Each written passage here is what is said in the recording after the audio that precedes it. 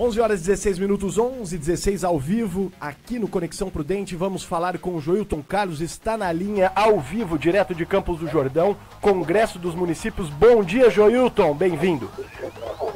Bom dia a você, Bruno, bom dia aos ouvintes de Presidente Prudente. Estamos aqui ao vivo no 63º Congresso Estadual de Municípios. Está presente e vai fazer uma palestra dentro de instantes o vice-presidente nacional do PDT, Ciro Gomes. Ciro, bom dia, mais uma vez participando aqui do Congresso de Municípios. Bom dia, Joilton, forte abraço a vocês. Sei que falando a você, fala toda a gente querida de São Paulo, a partir de Presidente Prudente e de toda a região. É uma satisfação para mim, mais uma vez, ter sido honrado pelo convite de uma das entidades municipalistas mais antigas, mais respeitadas do Brasil, que é a Associação Paulista dos Municípios. E se há um assunto, entre 1000 assuntos graves para o povo brasileiro, é o assunto do Pacto Federativo rasgado. É o município que é chamado corretamente pelo nosso povo a responder pelos dramas da saúde, pelos dramas da educação, crescentemente ponderado com a demanda por segurança pública, e o Pacto Federativo todo dia manda novas tarefas e todo dia tira muitos dinheiros e impõe burocracias incompreensíveis, além de uma judicialização absolutamente intolerável que inferniza a vida hoje daquele homem, daquela mulher que jovem deseja entrar na política. E é esse assunto que nós vamos refletir com eles hoje. E a política do atual governo federal tem um reflexo bom para os municípios? Infelizmente não. É claro que eu não sou um neutro observador da cena brasileira. Você lembra, eu fui candidato a presidente da República. É bom sempre falar com humildade, né, de que quem tem a honra de ter tido a maioria dos votos foi o Bolsonaro, e a mim tocou uma honra muito grande, né, de movimentar a oposição. Quase 14 milhões de brasileiros, muitos paulistas, meus conterrâneos. Eu sou aqui do pé da serra, né, nascido em Pindamonhangaba, que é muita honra dessa minha origem.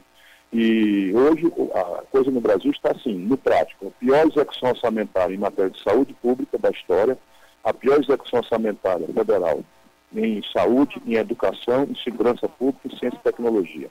O menor volume de investimento da história do Brasil.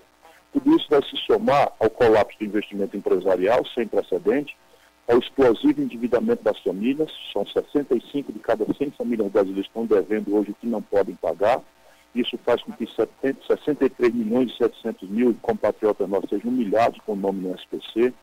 E isso tudo é um cenário. Não é que o Bolsonaro produziu essa crise, não é justo dizer isso. Mas ele está aprofundando essa crise sem nenhuma dúvida.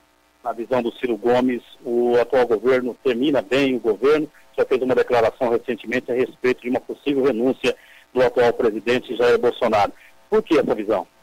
É um mero palpite, como eu disse na própria reportagem. Os jornalistas fazem essas perguntas como se a gente fosse futurologista e tal. Eu acumulo uma experiência e amo o Brasil, conheço a nossa história. Aí, já eu estou falando uma básica, a história brasileira. Só 3 presidentes da República, no período democrático brasileiro, terminaram o mandato. Só 3. Fernando Henrique, Lula e Juscelino Kubitschek lá atrás.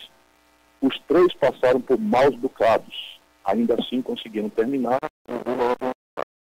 O Bolsonaro está nessa linha histórica. E ele não tem o treinamento que a gente adquire no embate, por exemplo, um prefeito, todo dia tem que aprender a dizer não, a Câmara de Vereadores está ali cobrando, o Ministério Público não tem a noção do que é o dinheiro, e descuidadamente vai em cima da honra do prefeito, joga na honra da pessoa, e isso vai gerando um treinamento que o Bolsonaro nunca teve. Outro dia eu vi uma entrevista dele dizendo que acorda de madrugada chorando. Outro dia eu vi uma entrevista dizendo que ele ampliou o closet, que é aquele quartinho dentro do quarto, e que guarda uma arma ali, apesar de estar cercado pela proteção do Exército, da Polícia Federal, enfim. Tudo isso me faz temer uma bobagem. Eu espero que a bobagem não seja nunca um suicídio, e nem acredito que o poder político brasileiro cometa de novo o erro de fazer um impeachment sem cometimento de crime de responsabilidade, como aconteceu com a Dilma. Porque remédio para governo ruim não é o impeachment. E o governo da Dilma era trágico, mais do que ruim. Mas na medida que você faz um impeachment, 20% da população perde a crença no sistema. Então os políticos viram isso. O PSDB sabe que fez um erro grave, né? Porque se eles tivessem tido paciência, a Dilma tivesse levado o governo dela ao desastre final e tivesse vindo a eleição, o PSDB não seria naturalmente vitorioso. Mas como nós fomos para a ruptura da normalidade democrática, o trânsito lá embaixo, no povão, entre o Lula, o petismo e o bolsonarismo, só que não vê a elite. Ou você vai dizer que 68% do eleitorado de São Paulo é fascista. É só que o PT que diga isso. Eu jamais direi isso, porque eu conheço a grandeza, né, da cidadania paulista.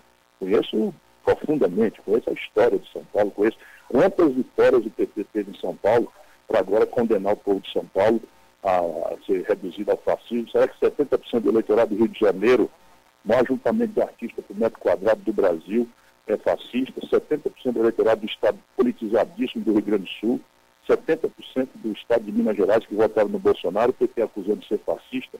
Eles aqui não querem compreender que deram causa pela decepção econômica profunda, pela traição, pelo estelionato eleitoral e pela notícia, infelizmente, podre e generalizada de ladroeira e corrupção. Para finalizar, Ciro, os presidentes do atual processo democrático do Brasil, como o senhor disse, 2 sofreram o processo de impedimento, Fernando Collor e Dilma Rousseff. Nós temos o regime hoje, é o regime presidencialista, ou seja, o executivo é que manda, mas isso é entre aspas, porque se não é refém do Congresso Nacional do Poder Legislativo, não pode terminar o governo. A gente vê as dificuldades que os prefeitos têm para aprovar os projetos nas câmaras municipais, os governadores na Assembleia Legislativa. Estar refém do Poder Legislativo acaba fazendo com que isso acaba acontecendo, o processo de impedimento? A gente tem que refletir sobre isso com muito equilíbrio e com muito respeito, porque se nós hoje não temos, vamos dizer, descambar com a ditadura pura e simples, que é a vocação, é o apetite do Bolsonaro, 9 ministros generais, é porque o Congresso Nacional Brasileiro, a despeito do seu conservadorismo, da sua dificuldade, de uma certa alienação, né, da vida do povo, né, brasileiro, o Congresso está contendo o Bolsonaro dentro da regra democrática. Isso não é pouco importante. Agora, qual é o grande problema brasileiro, para a gente refletir com esse respeito? É que nós desenhamos uma Constituição, isso se reproduziu nas Constituições estaduais e nas leis orgânicas dos municípios, nós desenhamos um Estado parlamentarista. E o Sarney, na última hora, atravessou o samba para, na prática, até comprar votos pelo presidencialismo e pelo mandato de 5 anos. Então você criou um monstrengo que não existe em nenhum lugar do mundo, porque o parlamentarismo, ele tem uma virtude. Qual é a virtude? É que a maioria do parlamento governa. Então se você faz uma bobagem de aumentar a despesa, diminuir a receita, você vai lá e pratica aquilo. E como não consegue, você cai sem esperar um impeachment, sem coisa nenhuma. O presidencialismo tem esse defeito. A gente tem o direito de votar no presidente, isso é um lado bom, mas o presidente não tem nenhuma força para desenhar as instituições do país. E tem que governar uma instituição que o outro poder fez sem cuidado se aquilo é sustentável ou não. Nós temos que trabalhar para resolver isso gradualmente, com uma reforma política. Por exemplo, uma coisa que poderá atenuar muito isso, eu tenho pensado, a partir da experiência francesa recente.